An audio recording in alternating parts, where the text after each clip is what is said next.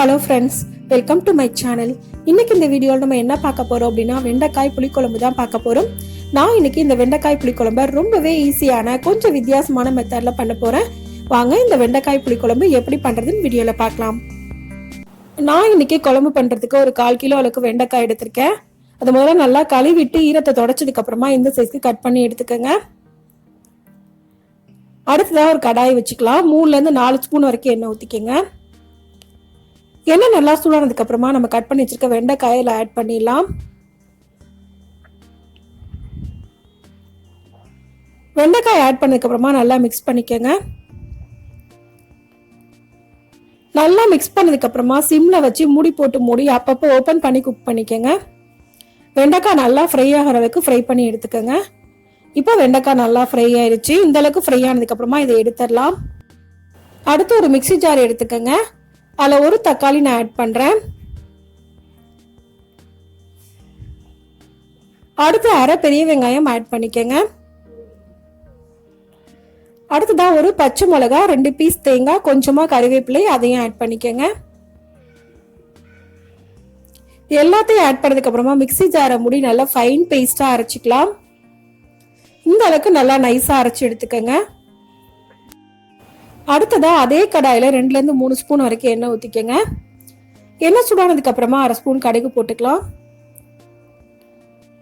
கடுகு லைட்டா வெடிச்சதுக்கு அப்புறமா அரை ஸ்பூன் வெந்தயம் போட்டுக்கோங்க. இது ரெண்டும் நல்லா ஃப்ரை ஆனதுக்கு அப்புறமா 1/4 ஸ்பூன் அளவுக்கு ஜீரகம் போட்டுக்கோங்க. இப்போ இது எல்லாமே நல்லா ஃப்ரை ஆயிடுச்சு. நம்ம வெங்காயத்தை ஆட் பண்ணிடலாம். நான் இன்னைக்கு 2 பெரிய வெங்காயம் பொடியா நறுக்கி ஆட் பண்றேன். கூடவே 4லேருந்து 5 பல் பூண்டு போட்டுக்கோங்க. இப்போ இது எல்லாம் சேர்த்ததுக்கு அப்புறமா நல்லா ஃப்ரை பண்ணிக்கலாம். இப்போ நல்லா ஃப்ரை ஆயிடுச்சு. இப்போ இது கூட கொஞ்சமா கருவேப்பிலை போடுறேன். கூடவே நம்ம அரைச்சி வச்சிருக்க வெங்காயம் தக்காளி பேஸ்டையும் ஆட் பண்ணிடலாம். இது கூட அரை ஸ்பூன் அளவுக்கு மஞ்சள் தூள், காரத்துக்கு ஏற்ற மாதிரி குழம்பு பவுடர் ஆட் பண்ணிக்கோங்க. நான் இன்னைக்கு 2 ஸ்பூன் அளவுக்கு போடுறேன். நீங்க உங்க காரத்துக்கு ஏற்ற மாதிரி கூடவோ குறைச்சலோ போட்டுக்கலாம். கூடவே அரை ஸ்பூன் அளவுக்கு ரெட் சில்லி பவுடர் ஆட் பண்றேன். இது எல்லாத்தையும் சேர்த்து நல்லா மிக்ஸ் பண்ணிக்கலாம்.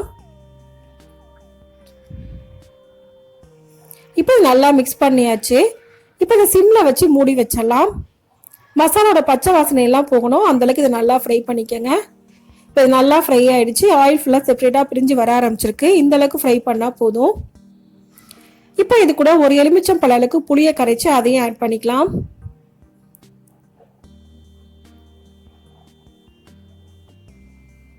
நல்லா ஒரு தடவை மிக்ஸ் பண்ணிக்கோங்க.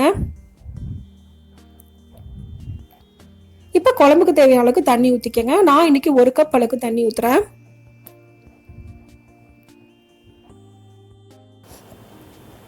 இப்போ இதை மூடி மீடியம் ஃப்ளேமில் வச்சு ஒரு 10 நிமிஷம் போல குக் பண்ணால் போதும். 10 நிமிஷத்துக்கு அப்புறமா நான் ஓப்பன் பண்ணியிருக்கேன். இது கூட ஃப்ரை பண்ணி வச்சிருக்க வெண்டைக்காயை ஆட் பண்ணிடலாம். கூடவே தேவையான அளவுக்கு உப்பு சேர்த்துக்கோங்க.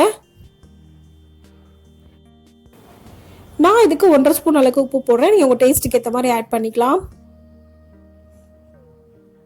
நல்லா ஒரு தடவை மிக்ஸ் பண்ணி விட்டுக்கோங்க. உப்பு நல்லா மிக்ஸ் ஆகிறதுக்காக ஒரு தடவை மிக்ஸ் பண்ணதுக்கு அப்புறமா இதை மூடி போட்டு நம்ம குக் பண்ணிக்கலாம்.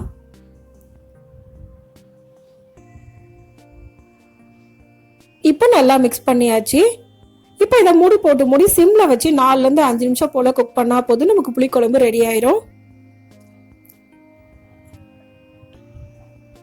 இப்போ நான் 5 நிமிஷத்துக்கு அப்புறமா ஓப்பன் பண்ணியிருக்கேன். குழம்பு ஃபுல்லாவே குக் ஆயிருச்சு. ஆயில் ஃபுல்லா செப்பரேட்டா பிரிஞ்சு வர ஆரம்பிச்சிருச்சு.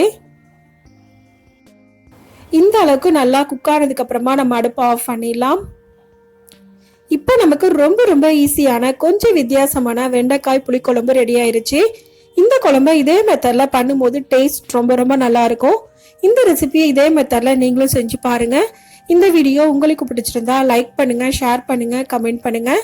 மறக்காம சேனலை சப்ஸ்கிரைப் பண்ணுங்க. தேங்க்ஸ் ஃபார் வாட்சிங்.